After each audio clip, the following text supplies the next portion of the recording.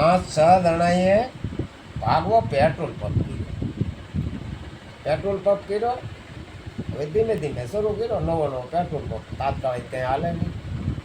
પછી એક petrol pump વાળાના છોકરાનું માગું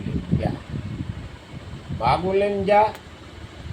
એટલે જોઈ આવ્યા હતા. ઓલા હમણાં લોકોએ કાંઈ વરાક દીધા નહીં ઘડીકમાં.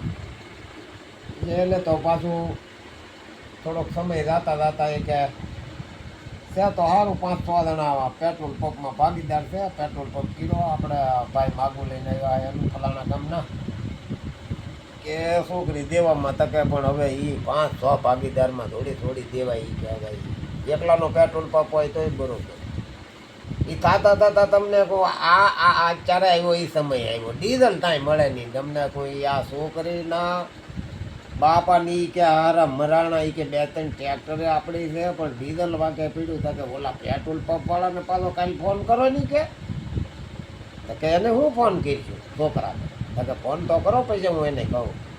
હવે એને પાછો ફોન કર્યો કે કાં કે બોલો એ કે હું તમે પાછા કાંઈ મોરાક દીધા નહીં કે છોકરીવાળા તો કે મોરાક તો હું દે કે તમારે 5-10 હજાર લીટર ડીઝલ અમને દેવું ન થોડી દીધી કે ઘરેણું એક ન લાવો તો બેકશે ને. અત્યારે તો એ કે આ ડીઝલનો કડકાઈ છે ઘરે ખીરી બોલ કાલ વેરા દાદાની.